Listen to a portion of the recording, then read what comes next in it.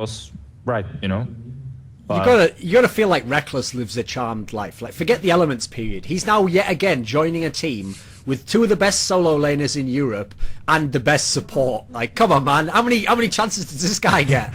Let someone else in the game. Let a Czech guy have a chance, Fnatic. Come on, what the fuck?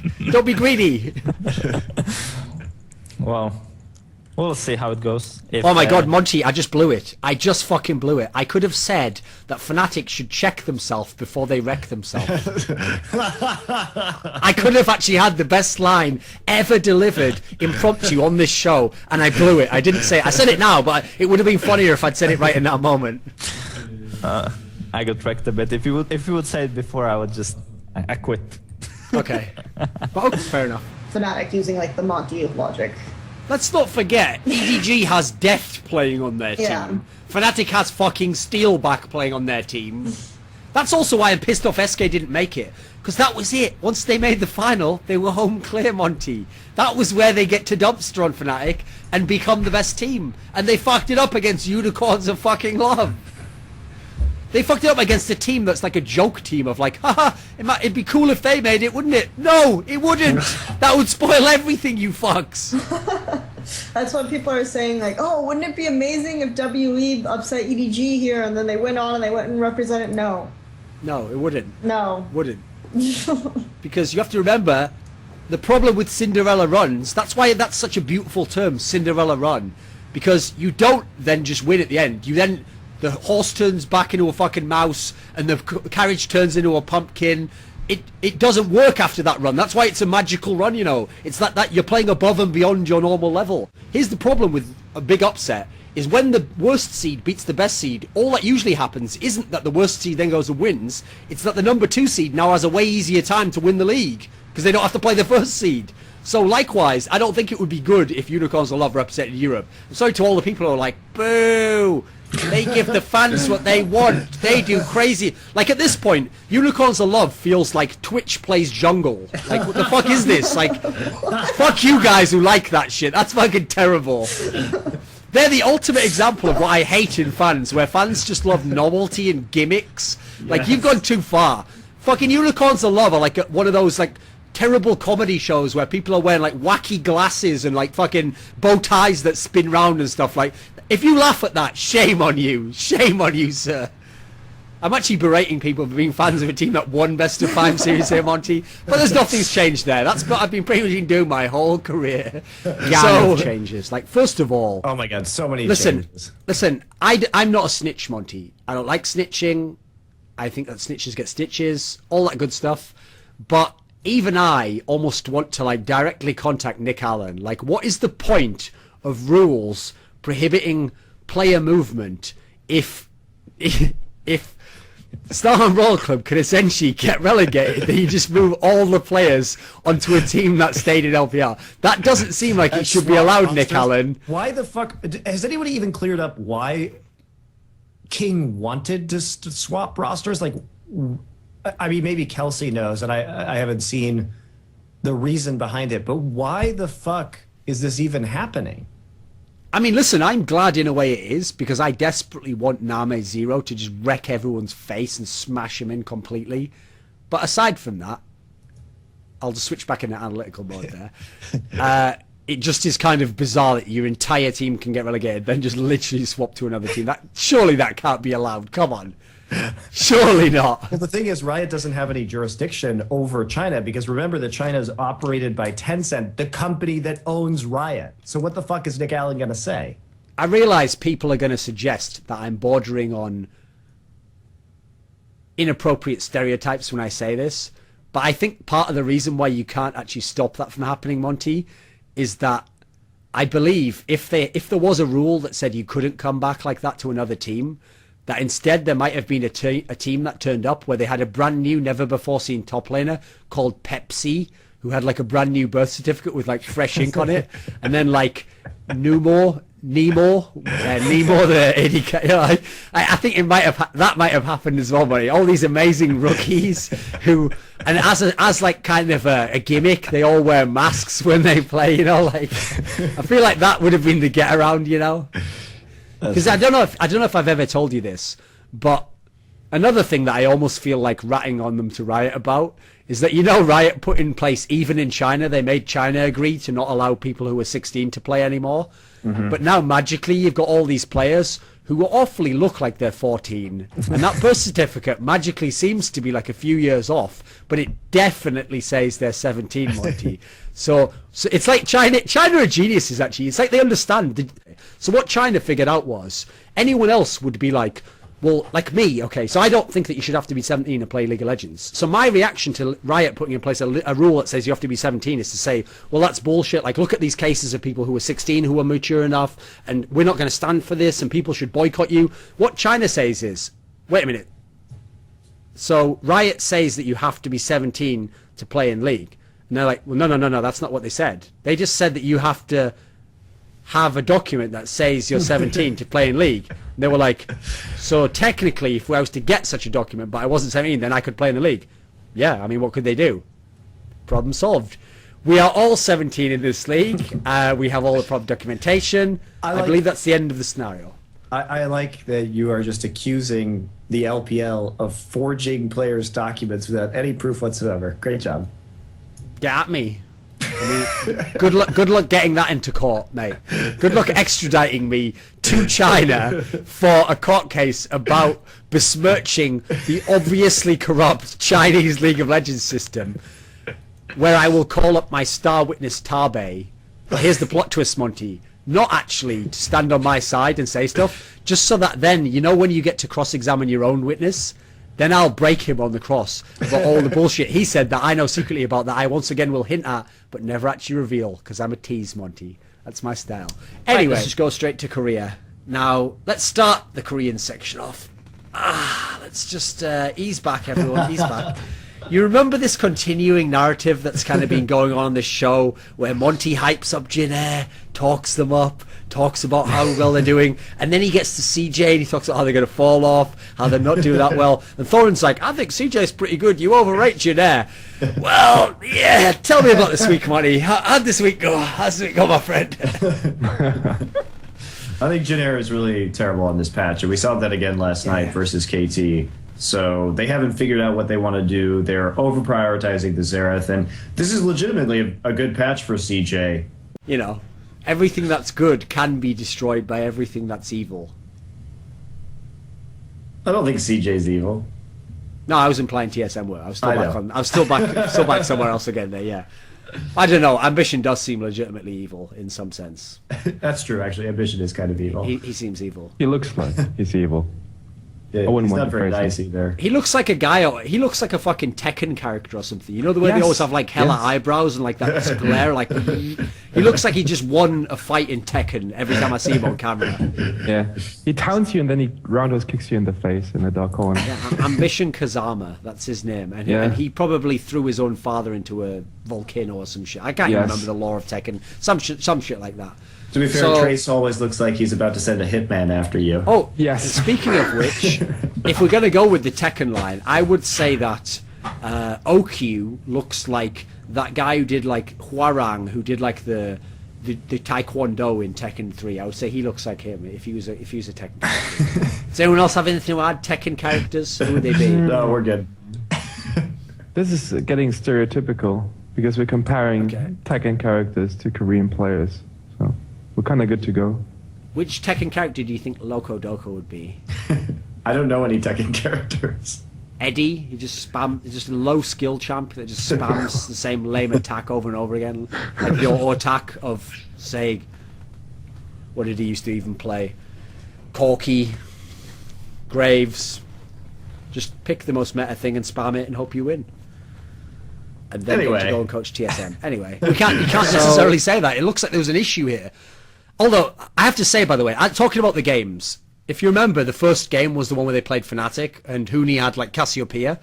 Now, even though he made this long Reddit post explaining what he actually meant by his statement, when Jat made that tweet, I almost had tears in my eyes laughing. Wait, what was this? The tweet where Jat said that TSM played terribly, and, like, as soon as Huni locked in Cassiopeia in game 1, it looked like they were just on tilt for the rest of the tournament. So basically, just in champ select alone, they were tilted for the rest of the whole tournament. Now, whether he meant something different and he couldn't expand upon it, I thought that was hilarious because Broken Shard had one of the all-time great follow-ups where Broken Shard said, "Yeah, I had a Cassiopeia lock-in top in one of my solo queue games 4 months ago. I guess that's why I've sucked. I've been on tilt ever since." That's actually pretty legit. I'll give you points there, Broken Shard. Well played. He set that one up. You knocked it down, my friend. And both of these teams, King and Snake, just want to fight you all the time. So I mean, speaking of which. Can someone explain this to me? Did I miss something?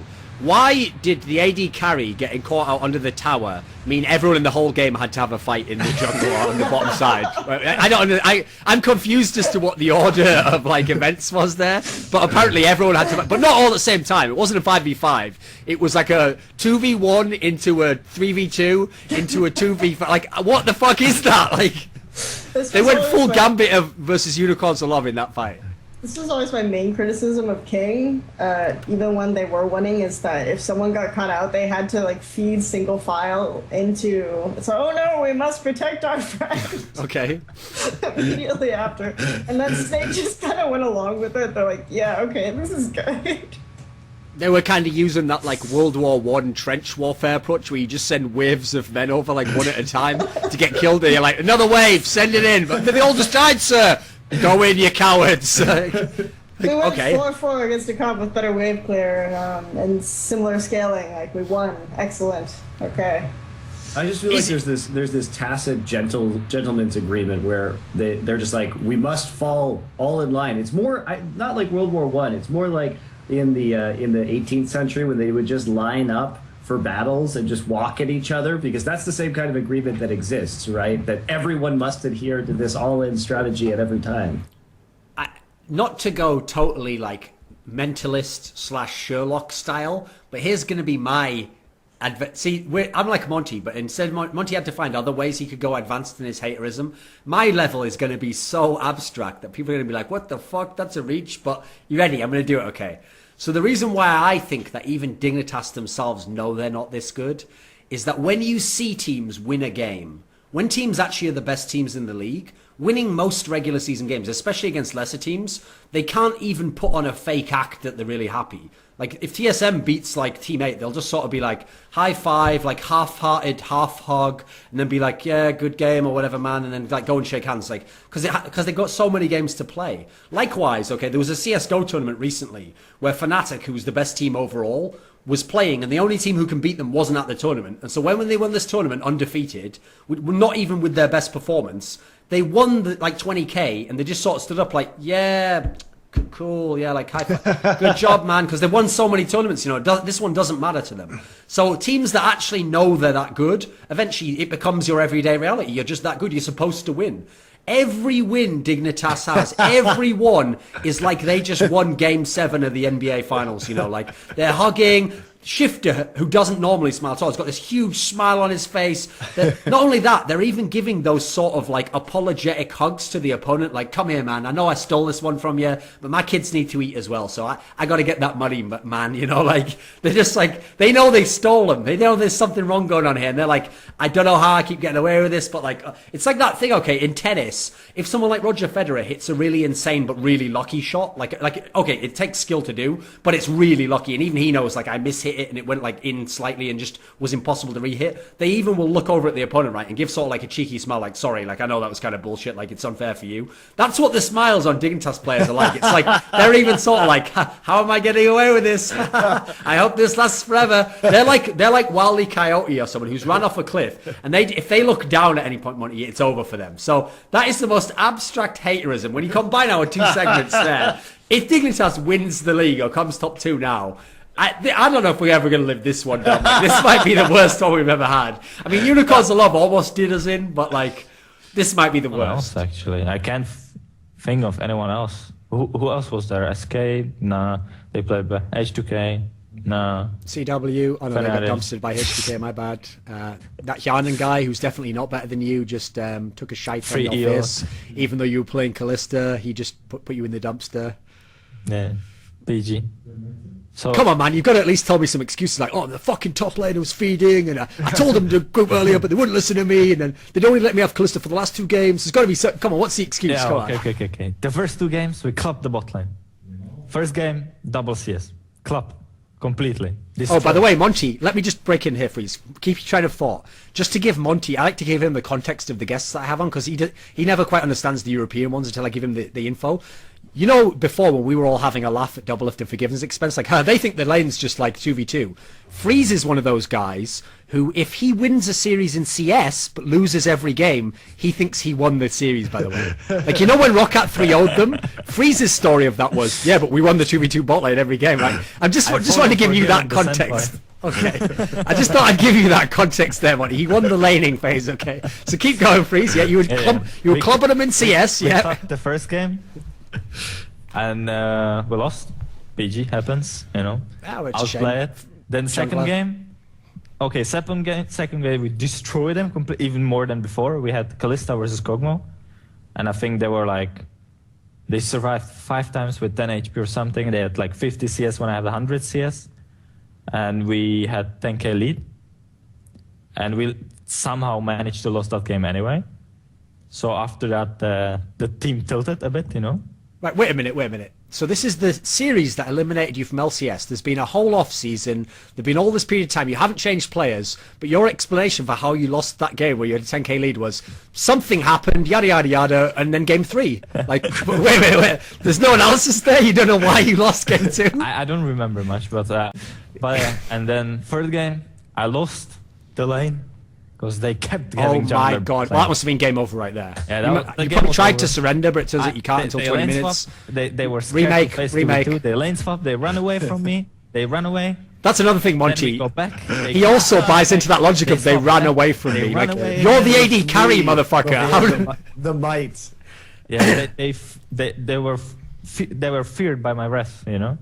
So they keep running away, keep swapping from top to bot. We keep following them with Kalista, and when we follow them, they have a jungler there, so let us 2v3, please, you know. Happens. And we lost that game in like 10 minutes when we lost the laning phase. We lost all of the laning phases, pretty much. Here's a bold question for you, Freeze. Maybe you've thought about this yourself. If Forgiven is this really good player who can carry his whole team and is this beast AD carry, but the problem is he can't win because everyone on the other team focuses him, they take bans away from him, they dive him, he's living like 2v3, 2v4 in the bot lane all the time. Why isn't Freeze in the same situation? What do you mean now? Like, why don't those other guys give you the same affection? Why don't they have why isn't the attention all on you, Freeze? Why aren't they diving you all the time? Why aren't they making your life hell? Well, first of all, I'm not a dick towards them, you know, like every time Forgiven taunts everyone. He's like, when we play Scrim, he just asks Airbox to gank bot lane, you know, like, just come bot lane, come, gank bot lane. So he can say, we did the logic of this is genius. That's what he says. It's like in real life, Monty, if you were some guy who goes to bars and you have fights, but you're really good at fighting, your skills are insane, like you have insane power and really good fan speed, so in any 1v1 bar fight, you would win. But your approach as a result is to say, gather up all your mates, meet me outside, and 1v3, and then when they're beating the shit out of you, you just say like, cowards, if 1-on-1 I'd kill you. It's like, you don't win in that scenario though. Like as if Freeze's real answer there was, I don't taunt opposing junglers. Like, that's the only reason he's getting to play 2v2. Pretty much. And the mindset. See, so you come to LCS Freeze, you have like a pecan pie for Diamond Procs, you have some Hershey's Kisses for Kikis, and you tell them, listen, I think you look really good with those glasses on. You're a great jungler. And then you go around the room, like, you're like a politician, shaking hands, kissing babies. That's your approach now, right, Freeze? Make friends, you know, so they gank other lanes, and then it's like, oh, maybe you should gank top lane, you know, and we die there often if you gank, so gank top lane, please. See, and Freeze's approach, Monty, to League of Legends. Gank top lane instead of bot lane, and I have 2v2. Freeze's approach is keep your jungler close, but keep the enemy junglers closer. And he goes around and he says, Kikis, I don't know if you've ever noticed, but Young Buck plays in my top lane. Go there. It's free kills. It's free low, mate. I'm really hard to gank. I'll fuck you up. I'm not going to lie. If you come to my lane, I take heal, everything. I'll fuck you up. So just no, listen, we don't even care if you killed Youngbuck. That's okay. I'm going to get like... And he's like, hey, you make a good point there, Freeze, actually. Thanks for the tip. He's like, no problem, mate. Just want you to have a great career. Challenger guys got to stick together, right? Yep. Okay. But that's like...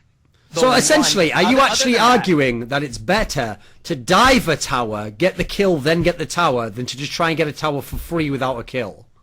I'm confused Wait, by say this that part of again? the philosophy. To you, it seems to be better to dive a tower, kill the guy there, then take the tower, than try and find scenarios where you rotate and take a tower while no one's killing you. I think that's the... If you know how to play that style, I think it's the best. If you're like Monte, SKT, wait a I think minute. it's bad. If I'm it's confused. SKT, I think you gotta keep doing the rotations and keep everyone on your team alive. If you're Fnatic, like, let Huni die 3 times in a row if he gets 3 kills for it. I think that's super worth it to accelerate the game, let your top laner get ahead of other people while still, technically feeding. Okay, I think I understand the difference then. Essentially, are you trying to say this, Prolly?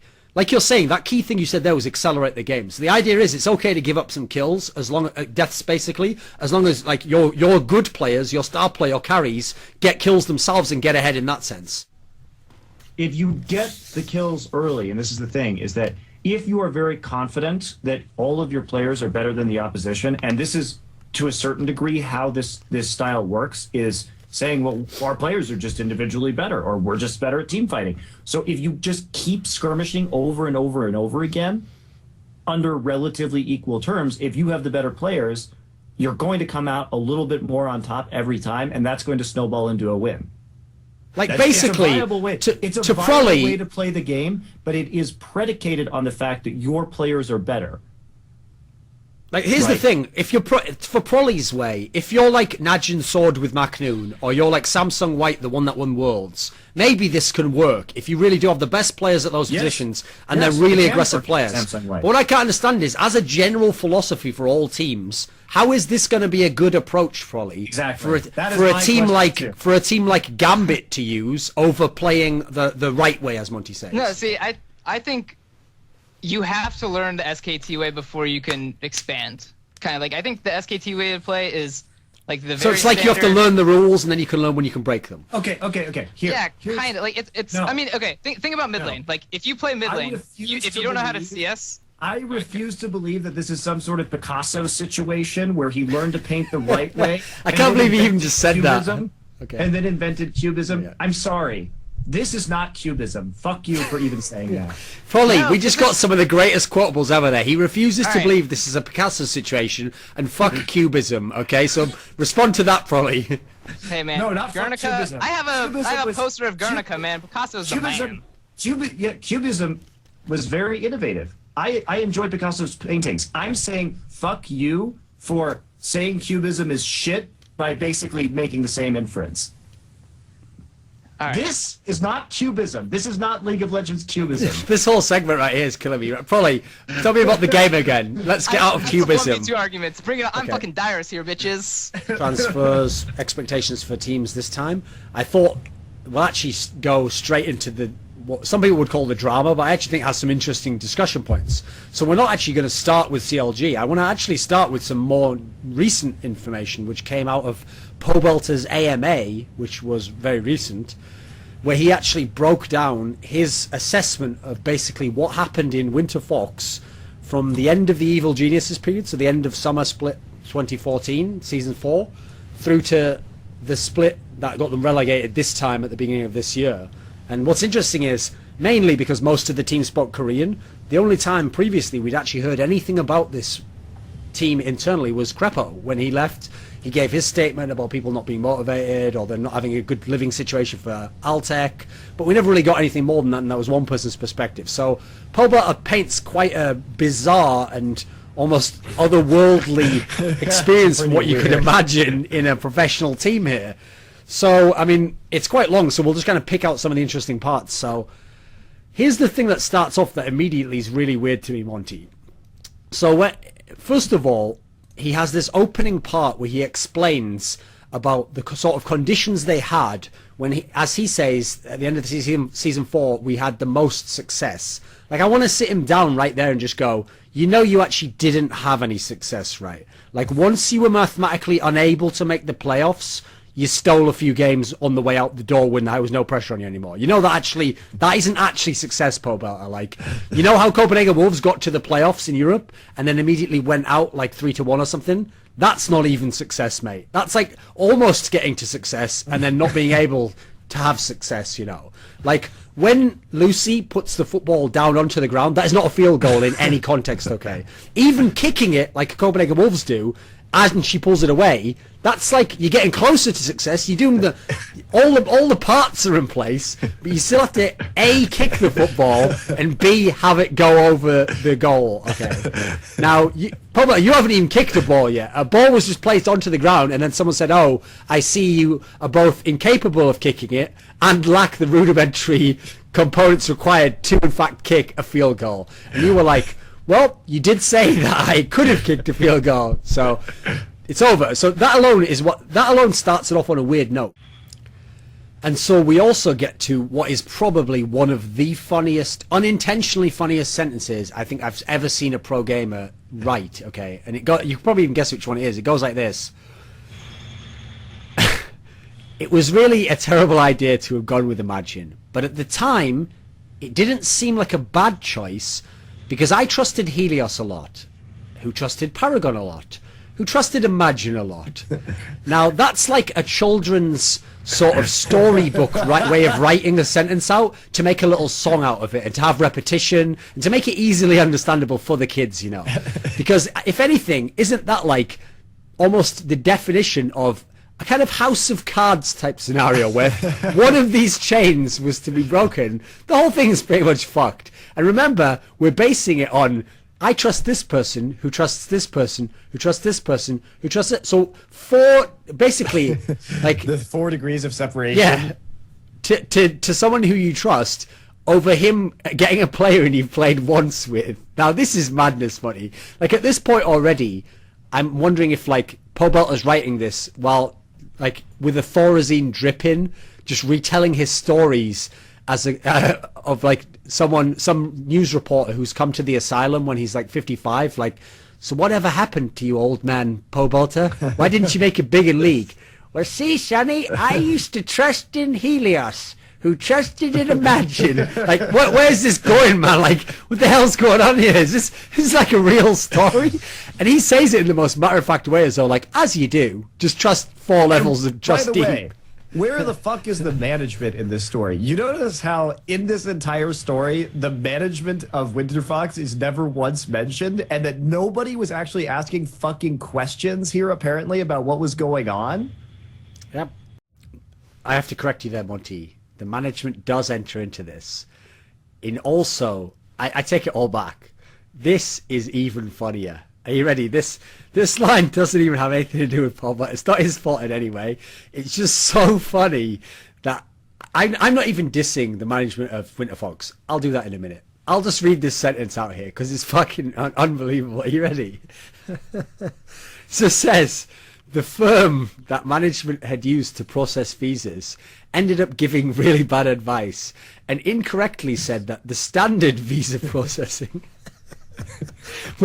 would be quicker than rush processing. Like, what even is this?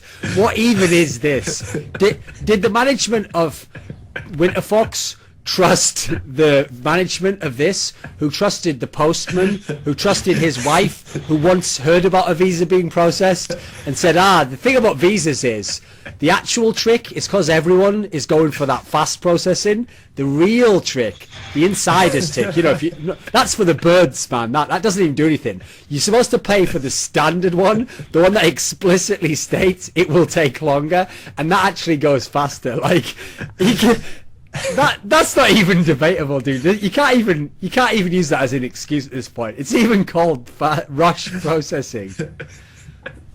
That's just unbelievable, isn't it? That line.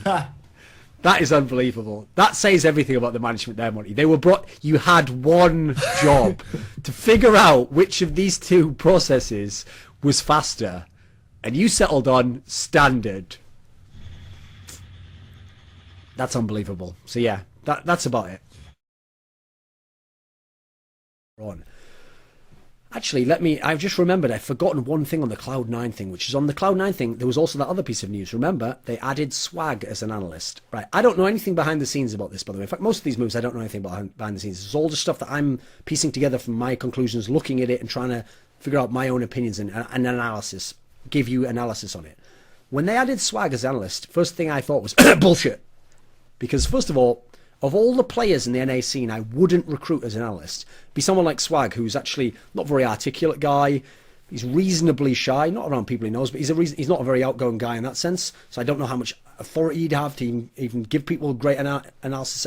He doesn't seem like a very cerebral player, and in terms of his style of play, a lot of it seemed intuitive, and he had a great feel for the game, but it wasn't mental, like understanding, calculating what to do here and what would happen there. He's not at all, in any sense, the kind of player I'd bring in as an analyst. I also am very skeptical they'll actually use him as that role. Much like many of you, this suggests to me when they sign him as an analyst, either A, they know something we don't know about when he'll be unbanned, if he will indeed, or B, they don't know that he's going to be unbanned, but if he ever is one day, they want to have him locked up so that they can just bring him into this lineup. And hey, if that could happen, then that addresses a lot of the issues I said before and would be really good. I mean, admittedly, not that many aggressive players, but okay, that would shore up a lot of the things I brought up before. So I get it as a move, it's a smart move. I just don't buy it as that he's coming as an analyst, so that we should really address it as like, oh, and how will his analysis be? What will it be? And be like, guys, I was watching your demos before. I can't really do like a redneck accent, so I can't do his accent. Be like, hey guys, I was watching. I can't do it. Maybe I'll just keep going. It's like, guys, I was watching your demos and I was just thinking that y'all should try some of those just triple kills with a deagle. You ever try that? Guy comes in long A, you line that sucker up, the sumbitch up, you pooh, one headshot.